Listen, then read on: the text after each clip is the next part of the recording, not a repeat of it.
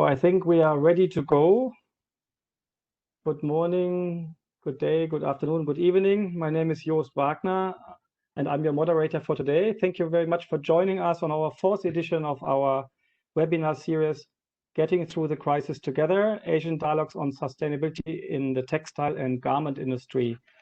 Our topic today is sustainability and the question how we can stay on course in COVID-19 times. This fourth webinar is jointly organized by GIZ FABRIC and the Sustainable Apparel Coalition, shortly SAC. And based on an introduction by SAC on findings from its recent member survey on the implication of COVID-19, our guest speaker from SAC and two representatives from manufacturers will discuss the implications for facilities, especially on ensuring worker safety. We also want to discuss how facilities and other industry stakeholders can stay committed to sustainability during times of crisis and what it means for tools such as the Higg Index by SAC. I'm sure many of you are familiar with that one, and the way it is implemented across the industry. So I want to show you our agenda. So I will, in a very short while, hand over to the representatives of our hosts. Afterwards, I will give a quick introduction to how we are going to run this webinar and how you can engage. Then we're going to have a talk show style panel with our three panelists, Iranti, Premaratne, Matthew Günther, and Vijay Suvana. And we're going to have this followed by a Q&A session, and we're going to use a chat function. We're going to explain how you can engage. Last but not least, we're going to finish with closing remarks by Dr. Stephen Frost from Go Blue, who has been our trusted commentator in the last three webinars as well. And last but not least, we're going to have a couple of polls for you, so to keep you engaged and to maybe surface a little bit interesting observations and opinions. So before I hand over to Alexandra, I wanted to do a poll with you already. And the first poll will be actually a poll we are doing quite often, which is actually how we are doing on collaboration. And this time we have also a second poll, and we want to know what was the most difficult part in the crisis, in your opinion. So you should find the poll on the right side of your screen. We keep it open for a couple of minutes. So whenever you find the time, please answer the questions. We are coming back to the results in a short while. So without further ado, I will stop sharing my screen. And I have the pleasure to hand over first to Alexandra Behns from GIZ FABRIC, and then followed by Iranti from SAC. Alexandra, over to you. Thank you, Joost, and good evening, everybody from China. My name is Alexandra Behns, and I would like to warmly welcome all of you on behalf of GIZ, the German Agency for International Cooperation, and in particular on behalf of our FABRIC project. FABRIC is a regional project that GIZ implements on behalf of the German Federal Ministry for Economic Cooperation and Development, the BMZ, and we work in 6 countries in Asia. That is Bangladesh, Pakistan, Myanmar, Cambodia, Vietnam, and China. So we foster regional collaboration and regional knowledge exchange to promote sustainability in the textile and garment industry in Asia. So we are all about connecting people, facilitating knowledge exchange, and sharing good practices. One of our regional partners is the STAR network of regional producer associations, and I would like to extend a warm welcome also to the members of the STAR network. Very glad to see many of you dialing in today. So FABRIC has been implementing a conference series in the past called the Asian Dialogues for Sustainability in the Textile and Garment Industry. And based on the experiences with that conference series, and also in response to the COVID-19 pandemic, we decided to start this webinar series called Getting Through the Crisis Together. In total, we are planning at least 10 webinars on different topics. Today, we have the 4th webinar. And the idea is for each webinar to shed light on different aspects of the COVID-19 pandemic's impact on the textile and garment production in Asia. So we wanted to offer an opportunity for different stakeholders across the industry to share their lessons learned and their good practice examples on how to deal with the crisis, and share lessons on how we can make this industry more resilient. So the topic of collaboration is very much at the heart of this webinar series. And since, as I mentioned, our project Fabric is very much on sharing regional experiences, fostering synergies, creating partnerships, I'm very glad that we got a great partner for this webinar today with the Sustainable Apparel Coalition, SAC. And as many of you may know, the SAC has also started a number of response measures to support their members in times of COVID-19. And I'm sure we'll hear more about that in a bit. So I would very much like to thank the Sustainable Apparel Coalition and hand over to Iranthi Primaratne. Thank you very much for joining us today and very much looking forward to this session. To Iranthi. Thank you, Alexandra. Hello, everyone. I'm Iranthi Primaratne, Director of Facilities at the Sustainable Apparel Coalition.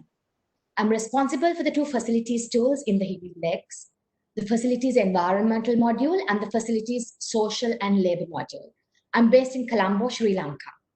On behalf of the Sustainable Apparel Coalition, I would like to welcome all of you to the session today.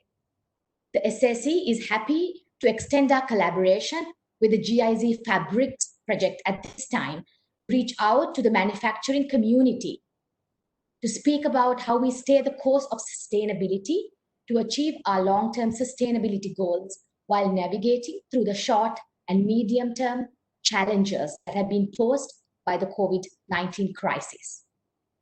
We hope you have a productive session today, and I look forward to speaking to you further and responding to any questions that you may have as well. Over to you. Thank you very much, Iranthi. Wonderful, and we will hear from you later because you're one of our panelists today. So before we kick off the webinar, I have a few slides to share. You just heard from Iranthi about SAC. And we invited a lot of people from different backgrounds, and my colleague Lisa actually, she tried to analyze who has registered for the webinar today. So as you can see, we have a very, very diverse audience, and almost 2/3 of the participants are from Asia, 1/4 from Europe, about 10% from the Americas. So we very much welcome people who got up at probably 5 o'clock in the morning to join this webinar. So regarding the types of organization represented, you also can see there is the largest share today is from brands and retailers, followed by civil society and consultancies, and by development partners.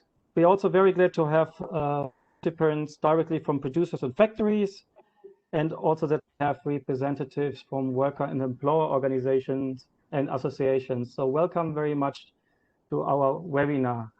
A few housekeeping rules. As you have noticed, your mics are muted at all times except for the speakers. And the webinar is being recorded. And if you want to engage, hopefully you have figured out by now, there is a chat button, the blue button here on this picture. And there you can ask questions, but also make comments or say hello. But once we're going to start our conversation with our panelists, we hope that we get a lot of interesting questions. I have help by 1 or 2 colleagues who are going to help me to select the most interesting questions in case that there are too many to handle. But as Iranthi said, we try to address as many questions as possible in the webinar. And at the end of the webinar, after 90 minutes, we also probably keep the channel open for a couple of more minutes. So you might even have the chance then to chat with some of our speakers. Before I actually introduce our speakers, or maybe let me do it right away. You already have heard Iranthi Primaratne. She is a director of facilities, but she has also 20 years of work experience specializing in incorporating sustainable business practices into manufacturing. And she also lived in not only in Colombo, but she has also experience from other countries. And she worked in the footwear industry, formulating sustainability strategies and overseeing implementation of some of the same into operations. And I think, Iranti, you are a passionate person also about women economic empowerment and reducing the negative global environmental impacts. So welcome one more time, Iranti, and thanks for sharing today the floor with us. And then I would like to introduce Mr. Matthew Günther. He currently works as the Senior Environmental Sustainability Manager at TAL Apparel Limited, a multinational garment manufacturer. And Matthew helps to set the company's sustainability strategy and KPIs, while also overseeing the implementation of the company's environmental sustainability initiatives. He also worked previously for Williams Sonoma, a home furnishing retailer. And he's an active participant within the Sustainable Apparel Coalition, working to build the Higg Index tools to measure, manage, and improve the sustainability of the global textile industry. And like me, he's based in Bangkok and is probably facing very heavy rain and is probably very concerned that his internet connection might break. So hopefully this will not happen. And last but not least, we have Mr. Vijay Suvana. He is responsible for sustainability and compliance at Asiatan and TechTough. And Vijay is originally from India, but he's currently in Jiangmen near Guangzhou in China. Vijay has performed various roles in production before taking up the responsibility of sustainability and CSR at Asiatan and TechTough. And previous roles in production have given him a lot of technical expertise and unique insight into the areas where sustainability via reduced facility and product environmental footprints can create additional value. So very much warm welcome to you, Vijay. So before we're going to start now our webinar with a series of questions, we're going to have one more poll for you. And so I would like to ask, oh no, maybe we skip that poll and go right into the question. Iranti, the Sustainable Apparel Coalition has conducted 2 surveys to estimate accurately how your members and facilities have been impacted by COVID-19. Can you start off by giving us a brief overview on what you have been hearing? Yes. So before I speak to your question, I would like to introduce the Sustainable Apparel Coalition to the audience today. The SAC is the apparel, footwear, and home textile industry's foremost alliance for sustainable production. The coalition's main focus is on building the Higg Index, a standardized supply chain measurement tool for all industry participants to understand the environment and social and labor impacts of making and selling their products and services. By measuring sustainability performance, we believe the industry can address inefficiencies, resolving damaging impacts, and achieve environmental and social transparency that the consumers are asking for. By joining forces in a coalition, we believe we can address the urgent systemic challenges that are impossible to change as individuals.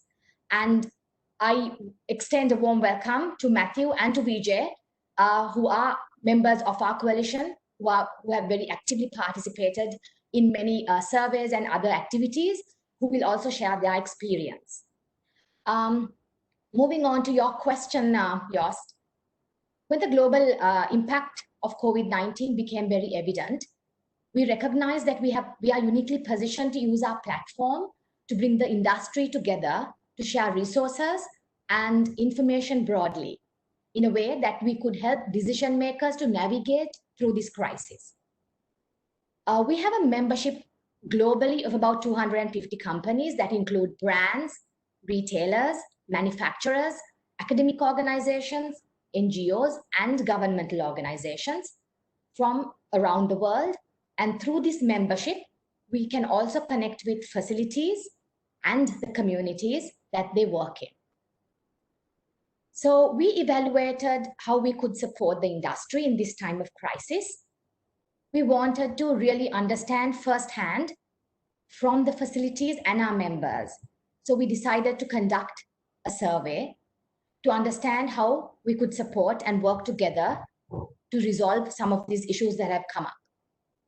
The first survey was conducted in late April, and the second survey was conducted and concluded in early June, conducted in late May, but concluded in early June. The survey showed that the biggest problem manufacturers, brands, and retailers faced globally was the immense financial impact. From the survey, as well as having spoken to members, it was very clear to us that regardless of an organization being a manufacturer, a brand, or a retailer, the larger issues that they faced were very similar. As per the survey results, the issues that came out on top include financial impact, layoffs, health and safety of the staff. So as the SAC, one area we could support our members was to really leverage the best practices from each other. And we saw the need specifically to address health and safety systems when reopening facilities. Some parts of the world had already started manufacturing, while other parts of the world were planning to reopen and were trying to figure out how to bring their staff back.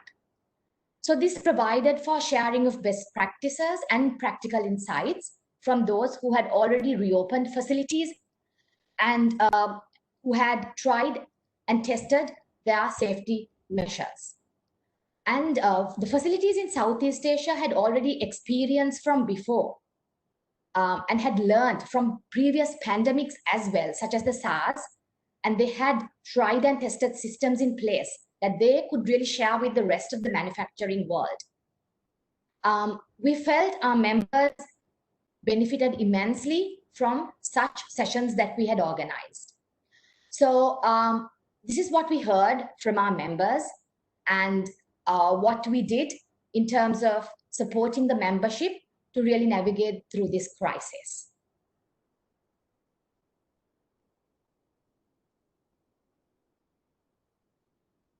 You're muted.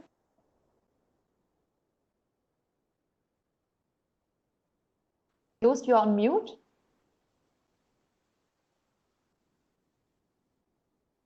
I wanted to be muted so I don't make any additional noise. Sorry about that. It can happen even to the host. So I wanted to ask Iranti to comment also on our poll. And I asked my colleague Lisa Schröter from GIZ Fabric to maybe show us the results and tell us what she has noticed. Lisa, can you give us a quick gist of what our audience has said about how are we collaborating, and especially what are the most difficult issues for the industry? Okay, thank you very much, Jules, and welcome everybody. I just shared the poll results with you, and I would just have a quick look on it. First of all, I would like to go to the second question: what is the most difficult part of the crisis for you right now? And actually, what the audiences here said today, it's quite similar what also the results from Iranti showed in the survey. So it's almost a third of you that said that financing and cash flow is a huge issue. That's 27% of you. But this is really closely followed by basic business survival. So these things seem to be really closely go together. But on the other hand, what I found interesting that paying wages seems to be like the least problem right now. So I think this result, and what we should keep in mind is that these results are also connected to the people who are joined in from this webinar today. So as it was shown before, a quarter of you is from brands, and so for example, paying wages seems to be more an issue of manufacturers. So, but the manufacturing group is a little bit less presented in today's webinar. What I also thought was interesting is that maintaining relationships is like 8% of you mentioned that this seems to be an issue. But then when coming to the question of collaboration, most of you said that collaborating is going quite okay. So everyone like basically said it's like going well. Some people said it's better, And some people said it's not going so well, but none of you said that collaboration was going poorly. And so we wanted to ask especially the question for collaboration, because in crisis situation, it's super important to work all together and that stakeholders from different areas find solutions together. And by organizing this webinar series, we hope to bring this collaboration a little bit more on. Okay, so this would be the results from the first round of questions, and back to you. Thank you very much, Lisa. And I want to go back one more time to Iranti. First of all, are you surprised by the results? Did you expect that? And also, I wanted to follow up on your service. I understand you did a survey in April and another survey in May. So did you notice any differences? I mean, April was pretty much early in the COVID crisis. May already some countries somehow noticed some improvement. Lockdowns were lifted. So in your survey, were there some differences? Yes. So we first conducted the first survey towards the end of April, and the second survey, although we started the survey in late May, we concluded it in early June. And when we were conducting the first survey, there were many unknowns such as when would this crisis end? When can they resume facility operations? When can the stores be reopened? What happens to the current orders? What will happen to the future orders? How can the staff be retained? How do facilities and stores even bring their staff back into operations? So there were so many unknowns at that time. And when we conducted the second survey, most parts of the manufacturing world seemed to be moving towards the known in terms of the lockdowns were ending, facilities and stores were reopening. So we saw some differences. So in the first survey, a majority of facilities had stopped all operations. The second survey showed that a majority of the facilities had actually reopened, at least partially, the operations. In the second survey, there was interest around health and safety procedures to be followed when reopening facilities. Also, focus on establishing closer relationships between brand partners and manufacturers. Manufacturers seem to be in the forefront in the second survey. In the first survey, a majority of the member brands and retailers indicated that the main support that they required was financial support to prevent or to alleviate their layoffs. While in the second survey, they indicated need and support for reopening their retail stores. So those were some of the differences, but we also saw a lot of similarities. In both the surveys, for facilities paying employees and fulfilling orders were the most impacted day-to-day activities. And in both surveys, facilities indicated that they were struggling to figure out how to source raw material to complete the orders that they had. In both surveys, brands and retailers shared that the most impacted day-to-day activity was their sales. Both surveys showed that a majority of the members had closed all their stores, and even in the second survey, they continued to be closed.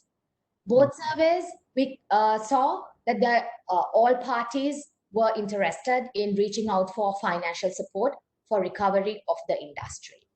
So we still don't know what the full economic impact of the crisis is, and the loss of sales, cancellation of orders have been devastating to the industry. The businesses obviously are struggling to stay afloat. The crisis has also highlighted the need for greater partnership and dialogue for all the partners across the value chain to really have open, honest discussions to find solutions to the problems that have emerged.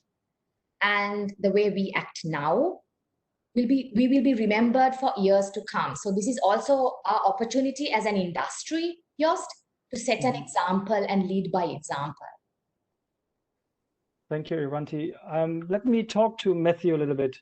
I mean, Matthew, you heard the findings Iranti just presented. Does this actually concur with TAL's experience, with your personal experience? And where is TAL right now in regard to staying on course with sustainability, our title for our today's webinar? Are we still on course? Matthew. Hi, Jost. Can everyone hear me? We hear you well. Great, thank you. Yeah, it's great to be on the panel. Absolutely, what the findings that Iranti has shared is in line with our experience, and well, we also participated in those surveys ourselves, so we're we contributed to those results. It's been a difficult period of time, and I think it's been like that for all the businesses. It's not just manufacturers, it's brands, and it does really require open and honest conversations between all the parties involved. And I, I think we need to try to continue and trying to further that despite the business difficulties. It's probably not happening quite as much as you might have seen from the poll. There's probably not as much collaboration as could be happening. So we're definitely in a challenging business environment, and we don't really know when it's going to end. And that's the challenge. It's really been hard to plan for the future. With that being said, how we're staying on course with sustainability. Our company last year actually did a revamp of their business strategy, and we really put sustainability at the core of that strategy. So for a long time, TAL has been focusing on, people, planet, profit. But one of the missing, pillars of that was the profit side. And that's not to say, TAL wasn't profitable. It's just we were not activating that third pillar on sustainability. So it's like a three-legged stool. If one of the legs is missing, it's not going to be very stable. So we really looked at the business strategy and thought about how do we really activate the profit side and really bring value to the company and give our customers value through sustainability. So that's, we really began that journey only recently, back in last summer, about a year ago. And so when COVID hit, it hasn't really derailed us from that strategy. So we really put that at the core focus because we still see that as the long-term future of the apparel industry and where everyone is eventually headed. So despite COVID, we're staying the course, and if anything, we actually see some momentum picking up in terms of what's our request from the brands and how they're starting to engage with us again. Some people, and even for us, it's been a little bit of a blessing in disguise in the terms that it takes time to present knowledge on sustainability to people that may not be as knowledgeable on the subject. So having this little bit of pause in business has allowed us to conduct more trainings with our internal teams, talk to them about what's actually happening in the sustainability sphere, as well as actually having more engaging conversations with customers on sustainability versus just chasing orders or lead times and shipments and things like that. So I do hope that I think that momentum will continue. Once again, it's the business side and the business environment kind of puts everything into question mark. But for the time being, I see sustainability as a momentum driver and a value driver for our company. Thanks, Matthew. Vijay, ASEAN is upstream of producers like TAL. So I wonder if you experience the things in the same way, and how important is staying the course for ASEAN, and how do you go about ensure priority for sustainability? Can you share a little bit your thinking? Sure. Thanks, Yosh. First, I would like to thank GIZ and SAC for putting this great initiative together. We at AsiaTan are looking to contribute to the industry, and any way we can is always a positive. I know we're going through a difficult time in our industry and people in general all over the world, but I just want to remind everyone of a favorite quote of mine from the Dark Knight movie, where Harvey Two-Face Dent says, "The night is darkest just before the dawn." So our industry and we as a species will come out of this as better and stronger. So getting that out of the way, now, Yosh, coming back to your question about sustainability and what role it plays in our company. So we are upstream to TL, you're right. We are a T2 factory. So for us, sustainability has always been one of the ways we actually reduce costs. And let me explain this, because at this time today, every facility needs to reduce costs. Costs are the #1 way that they can actually provide value to brands. And going into that a little bit further, how can sustainability help you reduce costs? Reduce your energy consumption, reduce your water consumption, reduce your waste generation and disposal, reduce your air emissions and what it takes to actually treat those emissions, reduce your ETP running costs, and above all, it's chemical management. Check your input, that will help you with your output. And these are all ways that it's something as simple as going and looking back at your process. I'm not asking you to increase your technological footprint. You don't need expensive technology to take care of pollution. All you got to do is look at your process, make it more efficient, and you can be more sustainable. And as we all know, brands in the past 4 to 5 years are focusing on sustainability. That focus might be a little bit less right now, but it's a matter of time before they come back to that story again, because this is what the consumers are going to want every time. Maybe they have some other things to think about now, but they will come back to sustainability. Where is this shoe coming from? Where is this apparel coming from? They want to know that.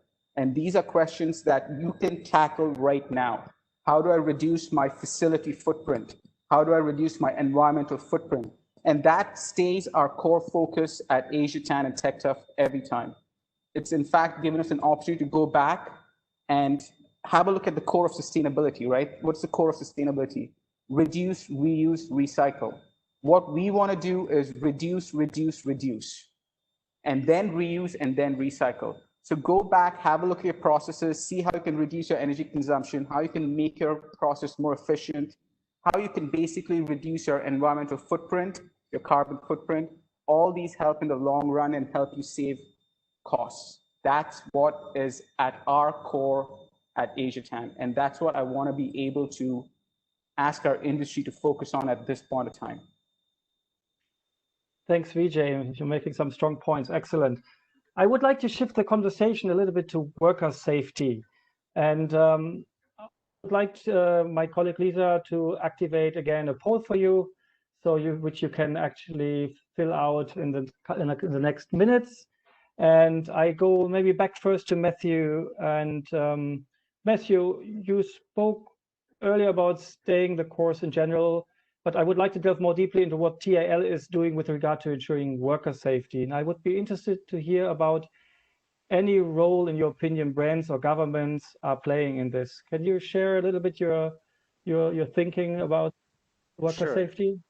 So, as Aranti mentioned, Ital experienced the SARS epidemic crisis, and from that point on, we actually developed an epidemic emergency plan, and we had activated at various times, from the avian flu to the swine flu, and we actually reactivated it in late January, before many countries even went into lockdown. So at that point, we started enacting basically safety for everyone, and that was, limiting travel to across factories, instituting temperature checks, making sure masks are being worn, introducing better hygiene within the factories.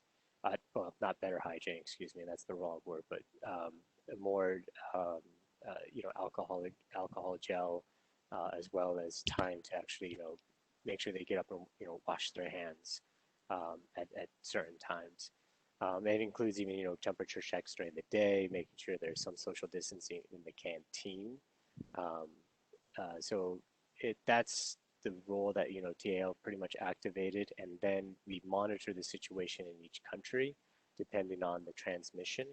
And so it just depends on the different, code level of the country and how close it gets to the factory. And so far, we've been very lucky that we haven't had any transmission at the factory or cases. So so far so good. We seem to have been spared any more serious impacts specifically at our factories. Mm-hmm. Vijay, ASEAN faces some similar challenges, I guess, in regard to worker hygiene and safety. Can you tell us a few things you have put in place, or where you had paid particular attention to, and And maybe is the government playing any role in this?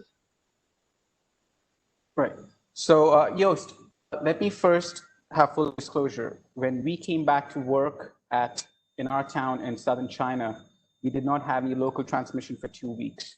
So that does play a huge role in the way you implement a plan for COVID-19. I'm sure there are a lot of people on this webinar today who are still in the midst of the pandemic. So some of the things that we did, and going back to the last part of your question about the government, the local government did set a strict set of regulations that we had to follow. For example, some of the simplest things, we had to have everyone who come into our tannery go through a temperature check, whether it's an employee or whether it's a visitor. Then the next thing was we had to disinfect all our surfaces that are especially in a lot of contact with a lot of people throughout the day, and with something as simple as industrial bleach.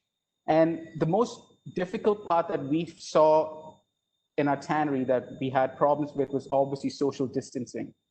And it's difficult in a tannery where you have people handling material in such close proximity to keep social distancing. So the things we did to make sure that that is not as big a problem as it could be is have staggered lunchtime.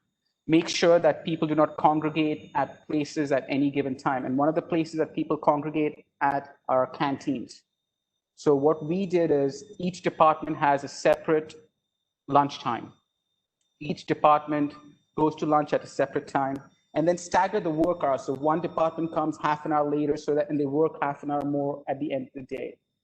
And the number one thing that we thought that we need to provide to our workers was to educate them and enforce that education. So this is not a thing that you do just at the beginning of when you resume work, but you have to continue enforcing that education and enforcing the same things that they see, make sure that they're following it. So that's one of the very important things that we thought. We have a full-time health and safety manager whose prime job right now is to make sure that the employees follow the rules and regulations that are set. So over time, obviously, those regulations from the government have become recommendations. They're no longer regulations, but we think as long as there's still COVID out in the world, we need to maintain these recommendations, make sure there's social distancing, make sure that we disinfect all the surfaces, make sure that we follow the proper hygiene, ask our employees to wash their hands regularly, give them alcohol sanitizers if need be. And the most important thing is if they feel that someone is showing any symptoms of COVID-19, not to be afraid to approach management, because that is one of the things that needs to be tackled at the root rather than it becomes a big problem later on. So these are just some of the ways. And one thing I would like to add, Joost, is just one last thing.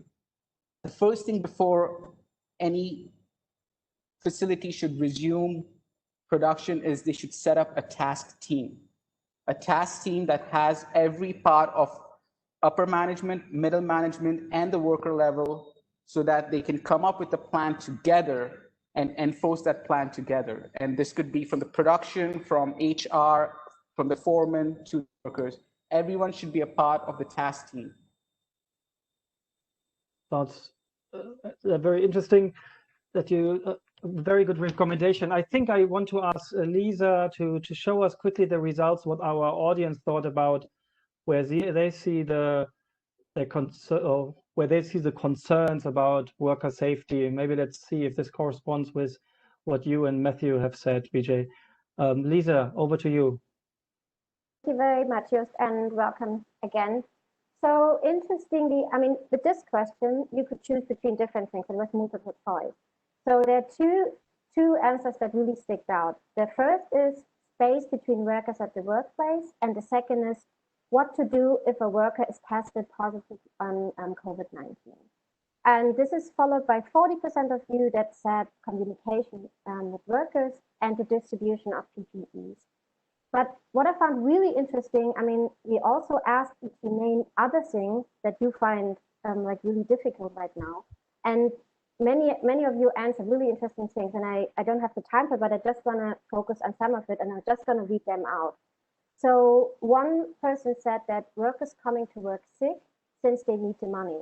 That seems really to be an issue. And this is also closely related to another comment by a participant who said workers' well-being, specifically emotional and financial support. So other comments, they also went in this direction, saying, for example, health coverage of workers and their families if they have COVID-19, and also how to keep the social distancing between the workers. So I think what we can also learn from these answers is that even though there are a lot of regulations and information are still out there, there is still so much that is needed. And I think this question was interesting to see where is information and instruction still needed to spread between manufacturers and brands and all other participants involved in this. Okay, so these were the results of the second polling. Thank you very much. Thank you very much, Lisa. So maybe one more short question to Matthew and Vijay again. So what's in it for TAL and for ASEAN if you, let's put a business spin on that one, if you keep worker safety as a priority in the long run? Do you see that this will have maybe even some economic benefits for you?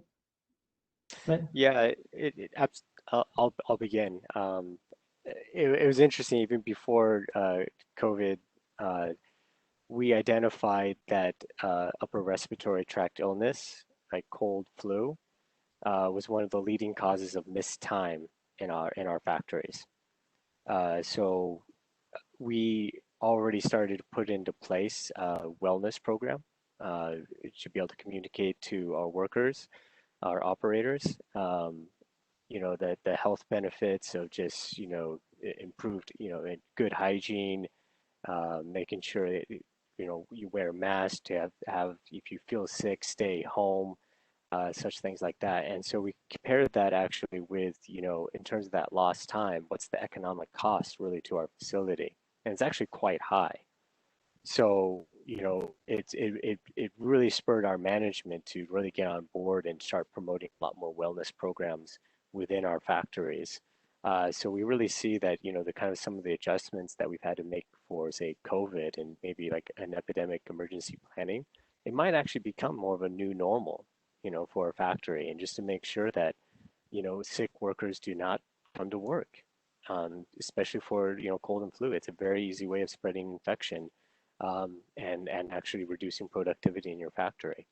So it's certainly something to keep in mind. Mm-hmm. And Vijay? A question about why we're trying to make workers a priority. Again, I agree with everything that Matthew said. Like, wellness programs have to be the new normal. We have to take care of our employees, especially in the manufacturing sector. The employees are the backbone of your facility. No employees, there's no product being made. And then no product being made, there's no sales, right? So, when it comes to that, the workers are the ones that are making you money. So how do you safeguard them? And for us, as Matthew said, we are working on wellness programs to make sure that the workers understand what their rights are, the things that they can do and they cannot do, and the things that they need to do to keep their other fellow workers safe. And one of the interesting things that I would like to bring up over here is we are a tannery in a small town. So we have very deep ties with our local community. And the last thing any facility wants is to get that bad reputation saying that, listen, that's not a safe workplace, because that will have a deeper impact on your business in the long run. As it is in today's world, it is difficult to find young people wanting to join the manufacturing industry. They would prefer to go, let's be honest, it's not a very glamorous job. It's a lot of manual labor that's involved sometimes, and people prefer not to do that, especially the younger generation. So in our case, we want to make sure that we have that good reputation as having strong ties with the local community, as a facility that's providing jobs to the local community, good paying jobs with good benefits and chances to grow in our company. And the number one way you have to do that is by making health and safety of your workers a top priority, because without that, no one's going to come and work at your facility. Thank you, Vijay, for sharing. I want to encourage our participants to start shooting questions if you haven't started yet via the chat box. So, however, I have a final question for Iranti, and then I hope that we have sufficient time to answer a lot of interesting questions, but you can also write comments in the chat box. So we're always interested to hear your opinions. So Iranti, I know the SSC doesn't want to keep endlessly surveying its members and facilities. So I'm sure many of your members are busy to stay competitive in tough times. So I wonder if you can speak briefly about how you see the future and specifically how to maintain the momentum. I understand before COVID-19, the SSC had a good head of steam, but the pandemic must have posed some challenges, such as with continuing your facility audits and so on. So how is the SSC and its members ensuring the momentum isn't lost? The crisis has presented some very serious challenges to us. While we are constantly evaluating to support the industry, which is now hard hit crisis, we also continue to stay focused on our vision, which is to ensure that we reduce unnecessary environmental harm and increase our positive impact on the people and the communities that we work with. So short and medium term, we have continuously assessed how to support the industry stakeholders. We have continued our dialogue with our term. We have extended deadlines for assessment submissions, approvals for extensions for verifiers, provided free trainings to facilities to support them to complete the assessments, which otherwise they would have had to pay for, and also may even have to have physical contact with trainers.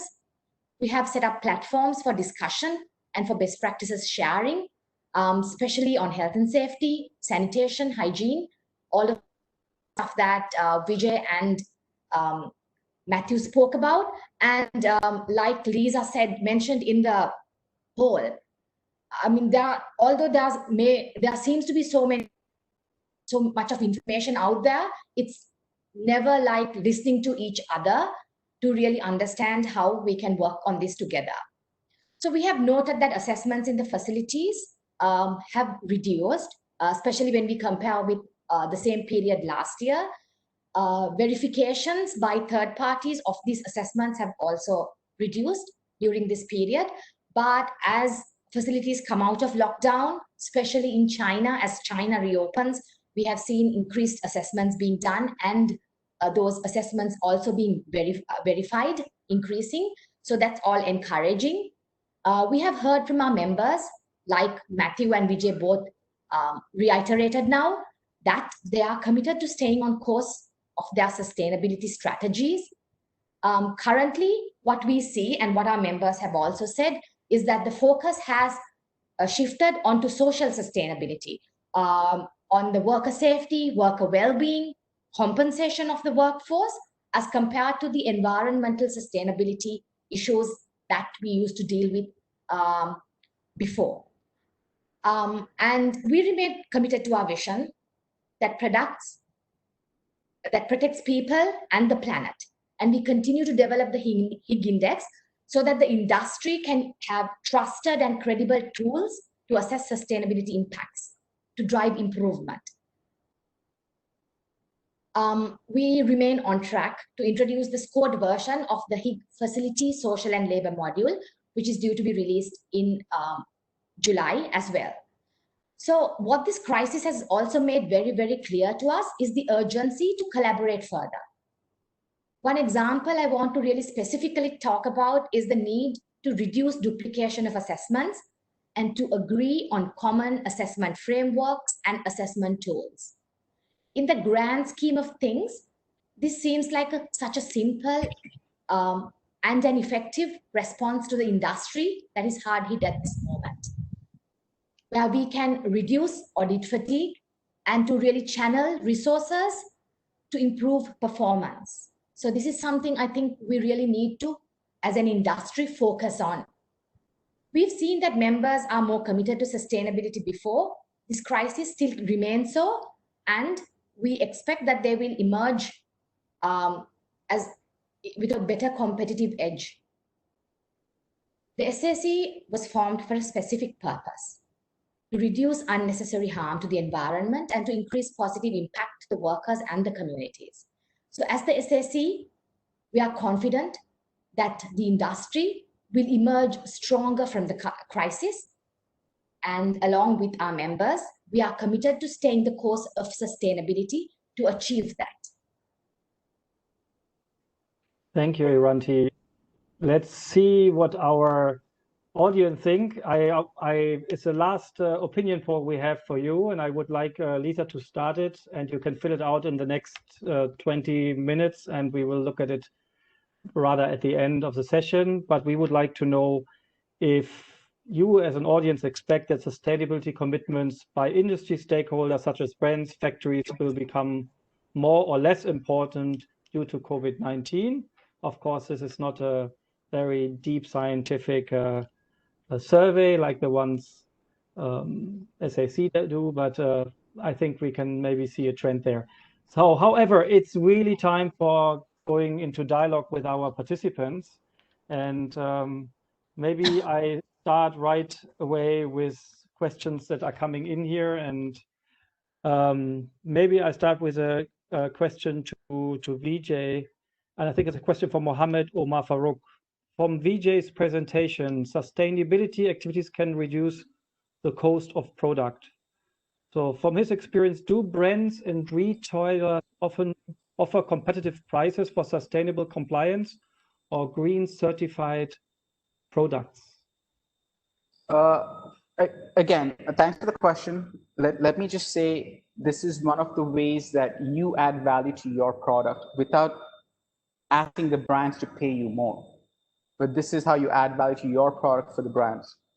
So if you're expecting a higher price because you're being more sustainable, I think that's not the right way to look at it.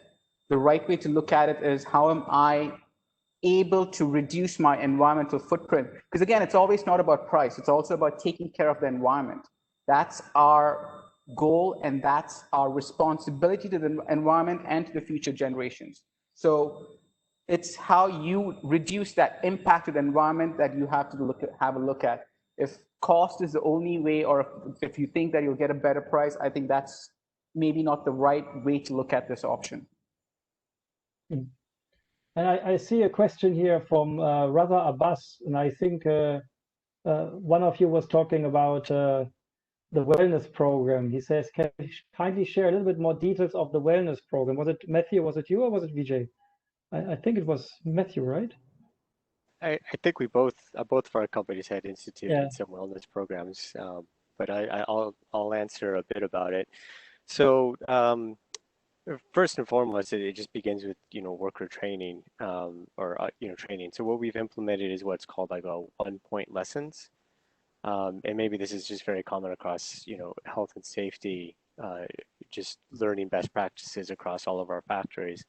But these 1-point lessons are introduced across all of our operators, say during like the morning huddle that we all have, and whether that's about the benefits of good hand washing technique, proper way to cough, coffee and etiquette, as well as a few other things, just to give some very basic ideas of just kind of reminding everyone to be on the same page in terms of protecting yourselves and each other. And then there's other things that we've done. For example, we providing our workers, annual health checks, and so some. Actually, I saw that question come in, so let me talk about it a little bit more. So for example, we do dengue fever awareness, talking about measles awareness, tuberculosis training. We've implemented kind of a company aerobic dancing, just to make sure that people are getting up and moving around. Anti-smoking campaigns, talking about food hygiene, making sure your food is properly cooked, how to wash it, properly. So a lot of things that, it's probably a lot of people are like, well, even the people that are being trained might seem that it's very basic, it's very simple, but it's good just to be able to remind people that there's best practices out there on how to best manage your health, and what are the benefits to it.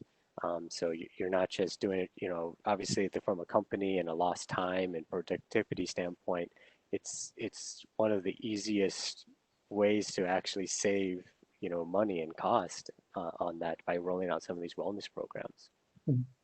I see Danish Batul Zaidi has actually probably raised a question to probably all of you. Do we need to initiate, okay, now it's moved, 1 second.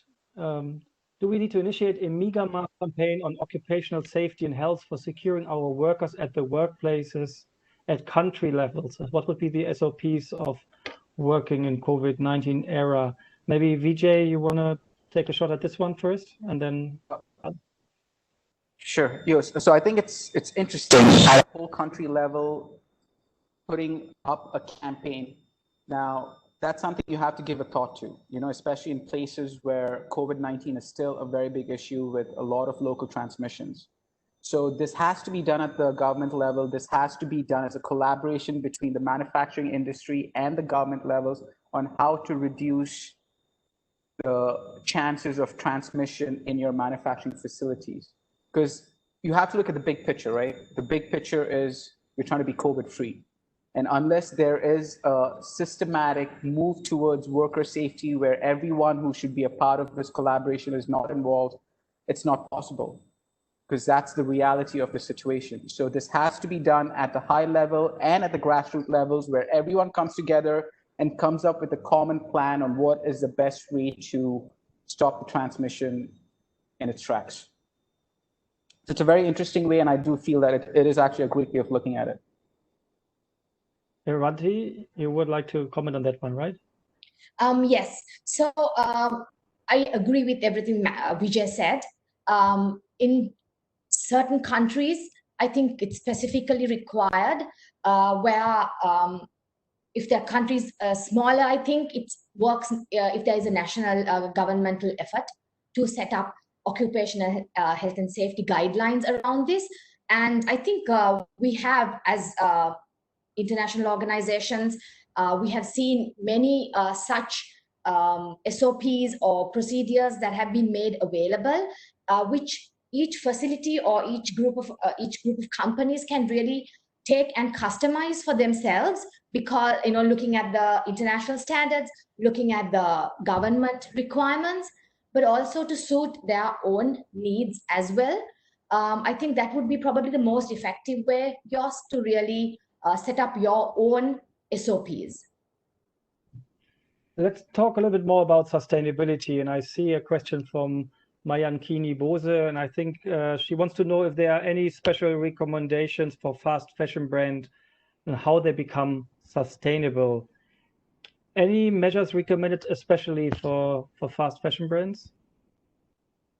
And how can we make maybe sustainability green fashion brands less expensive so that more people can adopt these green brands? If I'm to answer that, in terms of price, I think it depends on the kind of different products. I have seen certain sustainable product on the shelf, which are very similar to the equivalent product available in that same store. So I really don't think that sustainability really increases the price. That's one of the views.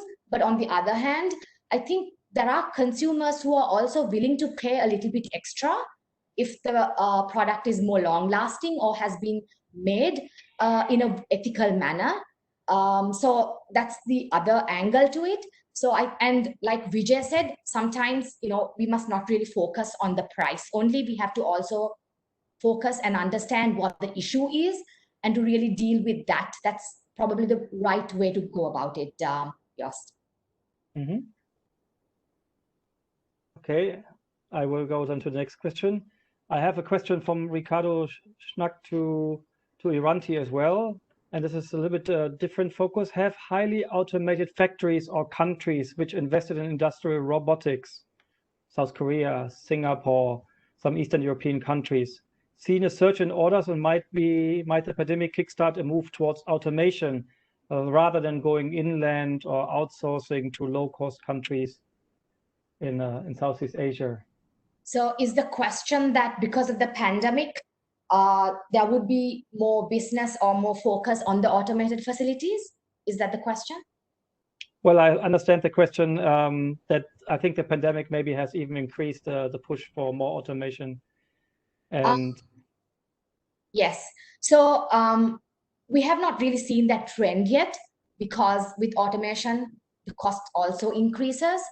And with the pandemic, while we talk about the workforce in a facility, we also have to think about the sales aspect of it. And we saw how stores are closed, sales are not really moving. So production alone won't help. So in that sense, and with the cost the focus on the cost of highly robotic facilities, we haven't really seen a higher push for it. Although we have seen in general, technology use has increased in terms of officers, all companies have resorted to more and more usage of technology. Companies are encouraging everybody who can to really work from home, so that there's far less transmission. So in terms of technology usage, that has increased a lot. And in terms of robotics, I think that's definitely something to think about. But like I mentioned, because on the other hand, with the impact on the sales, production alone won't really help. Mm-hmm. And a quite difficult question, and let's see if we have any takers here. So what's the direct link between the COVID crisis and a greater demand for sustainability in the apparel industry? I mean, the colleague is saying that for food packaging, for example, the COVID crisis has a great potential, right? I mean, even I hear that, and I can see that plastic has made a comeback because people are wrapped up more and so on. So there is this drove demand again for plastic products, for plastic coverage. So what about the COVID crisis and the demand for sustainability in the apparel industry? Is there the colleague doesn't see so much the link? Anybody who wants to elaborate on that? I'll attempt. I actually see his viewpoint. I don't know if there is a direct link between COVID and sustainability in apparel per se. I think there are indirect links. I think, sustainability, one of the easy inroads, in the early sustainability movements, you start talking about human health. And if there's a way to begin to link human health to COVID and the broader sustainability or environmental movement, or say worker safety, worker health, then you begin seeing the connections. But I think they might run along more like parallel lines than being necessarily directly linked to each other. So that would be my response. I don't think there is necessarily a direct link, but the indirect links, I think there are plenty of them to take advantage of. Yeah. So, and some of the links I have seen is how in the apparel industry, how a lot of facilities, brands really started focusing more on safety attire, masks, overalls, and other safety related attire. There was a huge need for that. So the apparel industry quickly sort of moved from the current orders and adapted to catering to the immediate demand. And I know that a lot of facilities are currently innovating and working on future orders as well. So that's one of the links, from COVID-19 to in the apparel industry to sustainability, in terms of like finding more, and also in terms of worker health and safety. There's a huge focus where we used to earlier focus a lot on environment, but that focus has now shifted a lot onto the social sustainability aspects. So those are some other shifts that I have seen in the apparel industry. as response. Joost, if I could just add in too, I agree with everything that Iranti and Matthew did say, especially the shift towards social sustainability. But I do want to add also that there is still a reputational risk that brands take if they still do not have environmental sustainability and social sustainability as part of their program. It could not be in the forefront today, but it is still always an item that plays a role in their overall narrative.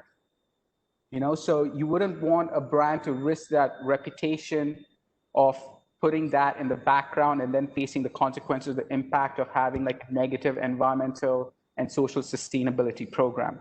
Because that is a risk that no brands would take, especially today when they're trying to improve their sales. And Mohammed Omar Farouk was also raising the question if an initiative is needed to increase responsible consumers. So what's your take on that, Iranti? Do we need an initiative to increase responsible consumers as well? Absolutely. So Joost, one of the main focuses that the SAC has is to really be transparent on the supply chain. So the Higg Index suite of tools really caters to that need, where we have facilities tools, we have brand and retail module, and we have a product tool that makes the Higg Index a suite of tools. And all of these feed into each other to really communicate how facilities, how brands, how the product, is made both in a socially responsible manner as well as in a manner that's environmentally friendly. So like Vijay said, the way we act now, we will be remembered for years to come. So this is there is no way that any of us can hide behind the crisis to really, let go of our responsibilities. We have to stay the course. We have to continue to stay focused on what we are here to achieve and navigate through this crisis. Maybe I can get some words of wisdom from you all regarding the question of Mayakini Bose about how can fast fashion brands become sustainable? Maybe what is your top advice to fast fashion brands who want to become more sustainable?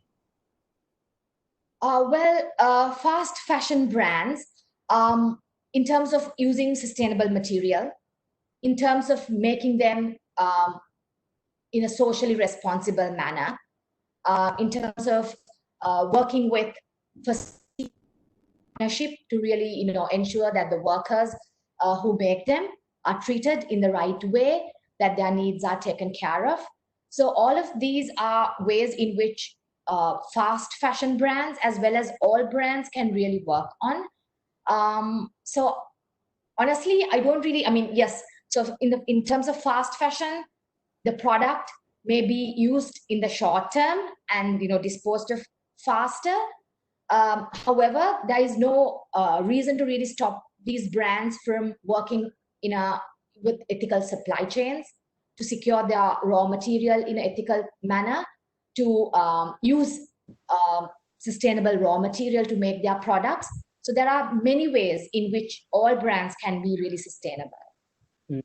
If you look at the last comment, Chiara Pizzi, and maybe other colleagues can also add on that, she is saying, what do you think of big fast fashion brands that are taking steps towards increasing their sustainability? For example, the recent Circular Economy Pact led by the Ellen MacArthur Foundation. Do you think COVID-19 was a wake-up call to turn fast fashion businesses into more sustainable business? Or is this another greenwashing attempt to look better during the crisis? So this is actually quite right away to what we just discussed. It's the second last. I think, yeah. So I think there was a huge need. There was and still is a huge need to stay in the sustainability journey. And COVID-19, I think, brought about a situation where these requirements were really, made urgent where we all feel now as an industry that there is no room really to sort of falter. We all need to collaborate. There's a lot of urgency in collaborating together to really work towards. I'm just looking at the question, Jost.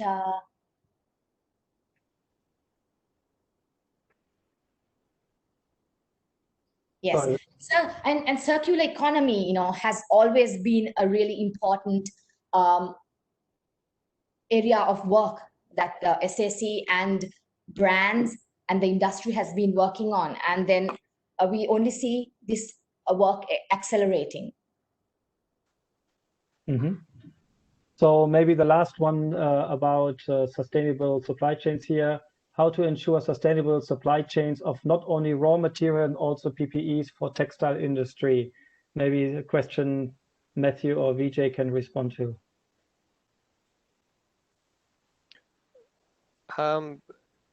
Maybe a little clarification on the question when we talk about sustainable supply chains and how it's linked to. I'm not sure if I understand the question fully. Maybe you want to help me interpret it. So maybe we can ask our colleague to actually maybe elaborate on the question. Ali Hamza, maybe you can elaborate on the question, and maybe I go to the question of Weini Zhang. If any of you can give a specific example of what measures they implement to reduce cost, protect workers, but at the same time have enough cash flow to run a factory.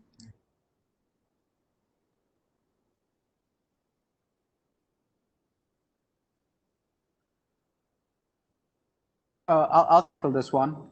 So, Weini Zhang, so your question basically asks, how do you reduce costs while having enough cash flow to run a factory, right? So that is a difficult one because you need to have orders or you need to have a treasure chest of money set aside before the COVID pandemic hit.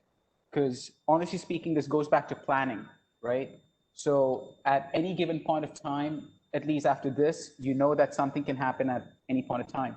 So if you're trying to generate a cash flow, try to reduce your cost first. Try to see how much cash flow do you actually need to reduce to keep that and move it towards maybe some of the things that you need to do, just not for the sake of COVID, but because the government might need you to do these things, you know? So I know it's a tricky balance that you have to achieve, but it is an achievable balance, you know? So you can always reduce your imprint somewhere and use that to allocate those resources somewhere else. So that goes down to experimenting, researching, and seeing where your actual costs are coming and where you can reduce your costs. It's not going to happen overnight, but it is something that everyone should start working on right away, because at some point of time, this will prove that it is the way to go for the industry. You need to check your resources, see where you can do some cost cutting so that you have some cash flow saved up for other places. Mm-hmm. Maybe I was just going to add maybe just add a little bit to that as well. I agree with Vijay's comment that you need a good balance sheet probably before the crisis hit to be able to maintain through. At least for us, when it comes to worker safety, there is no compromise at all. So cost cutting, if it has to happen, it has to come from somewhere else. And maintaining cash flow, well, we started getting reduced orders for garments. So we saw there was going to be a increased need for non-medical, PPE or mask. And so we're starting to look into that. So we set up, mask assembly lines. So other things just to try to get, product and cash into the door as well is just another, way to keep your factory going. Mm-hmm. I think I want to take one more question, and then I want to call upon our commentator, Stephen Frost. So I see a question from Kind van der Weert. What role could brands have in supporting suppliers with their cash flow during these times? And perhaps in terms of purchasing terms more broadly, cash flow isn't only a matter of cost cutting, but also payment terms. Any thoughts on that question/comment?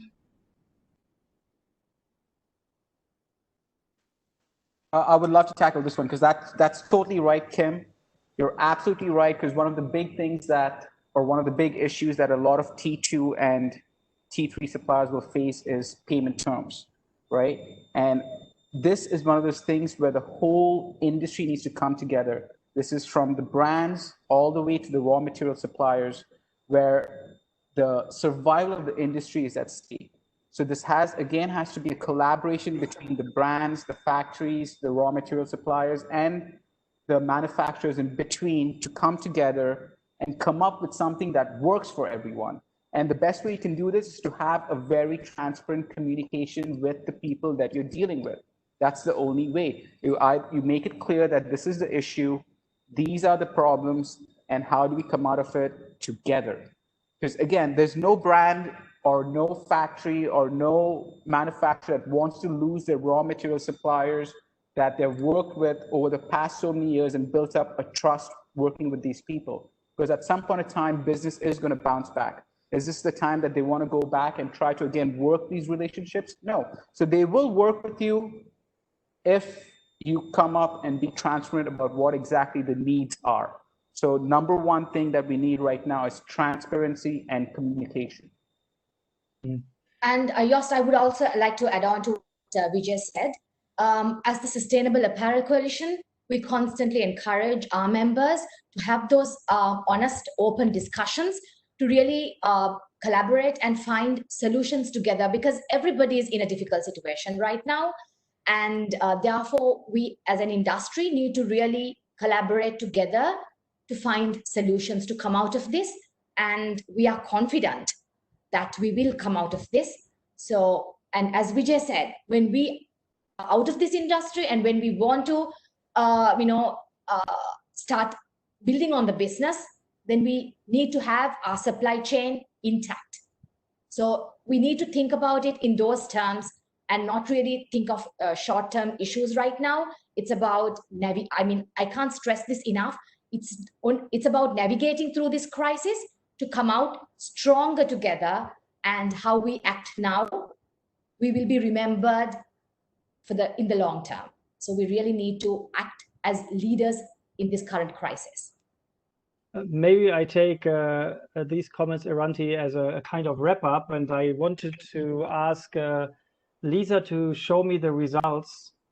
So because we asked, as you remember, about the sustainability commitments by industry stakeholders, what does our audience think? And I see that, I think I have to check if I can see it more. Sustainability is more important, about half, 32 people say, and sustainability is still very relevant, 21 people say, and I think there is no other. And sustainability is little important, only 2, and it's not a priority. That's percentages. Okay, sorry, Lisa, I can't let it see on my screen. Okay, so what sustainability is for the majority of the people, I think still more important. So I wanted to call upon our commentator, but don't go away. We are going to have a final survey, and we're going to announce also our next event. But first of all, I want to hand over to our commentator, Dr. Stephen Frost. If you have been in our recent webinars, he's a professor at the Chinese University of Hong Kong, but also the director at Go Blue. And Go Blue is publishing this Fashion Sustainability Week in Review, a wonderful blog, and with a lot of updates you should definitely subscribe to. And we asked him to listen carefully and maybe share in just 3 minutes the key takeaways he heard or saw in our webinar today. Stephen, over to you. Thank you, Joost. Joost keeps me on a very tight leash, so I don't have very much time to speak, but there were so many interesting things that were raised during this this session. I want to just say thank you to the speakers, the 3 speakers, but I also want to acknowledge the questions that we had. I feel like I was in an MBA class listening to some very tough questions, and I'm sure our 3 professors had to think quite hard with some of those questions.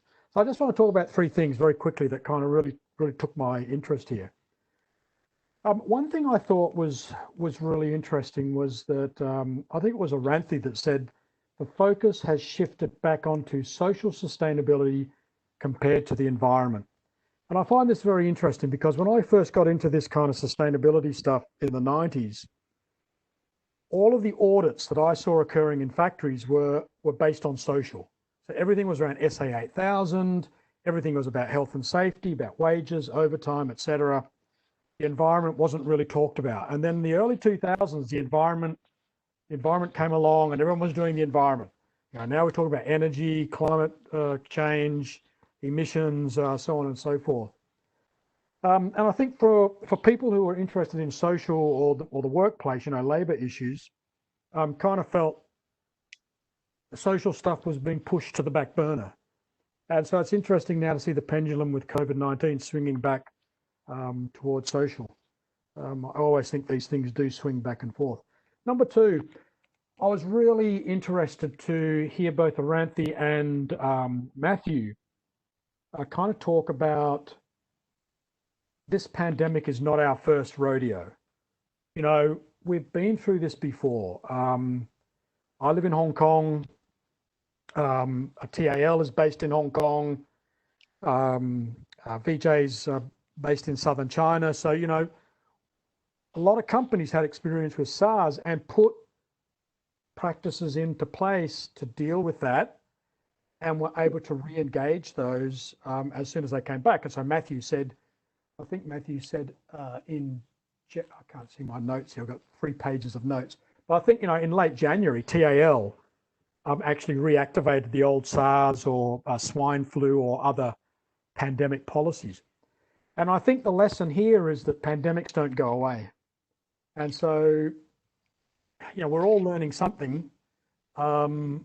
Let's just not forget it this time, I think quite a few people did last time. The third thing, every speaker talked about communication with workers in some way.